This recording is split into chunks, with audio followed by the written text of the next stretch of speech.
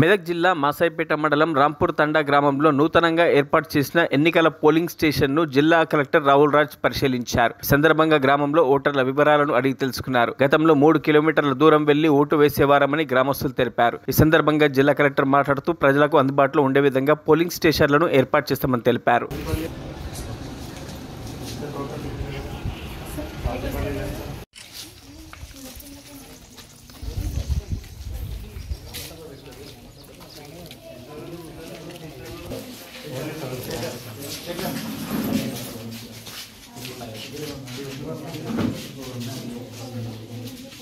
ఈ రెండు కాన్స్టిట్యున్సీలో 3+2 5 కొత్త పోలింగ్ స్టేషన్స్ వాళ్ళ తాండాలలో వాళ్ళ ఊర్లలో ఏర్పాటు చేయడం జరిగింది.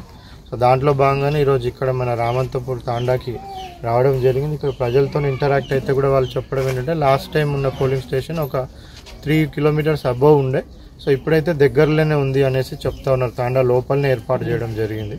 సో నా రిక్వెస్ట్ ఏంటంటే పబ్లిక్ అందరికీ, అంటే ఈ తాండా వాళ్ళే కాదు మొత్తం మెదక్ జిల్లా ప్రజలకు అందరికీ కూడా సో పోలింగ్ స్టేషన్స్లలో ఏ సదుపాయాలు కలిగించాలనో, డ్రింకింగ్ వాటర్ కానివ్వండి, సో అక్కడ వాష్రూమ్ ఫెసిలిటీ కానివ్వండి, అక్కడ ఒక ఆశా వర్కర్తో హెల్త్ రిలేటెడ్ ఏమైనా ఇష్యూస్ ఉంటే అవి కానివ్వండి, షేడ్ నెట్ గురించి మంచి టెంట్ వేయడం కానివ్వండి, చైర్స్ కానివ్వండి, అన్ని సదుపాయాలు పోలింగ్ స్టేషన్లో మనం ఏర్పాటు చేస్తూ ఉన్నాం.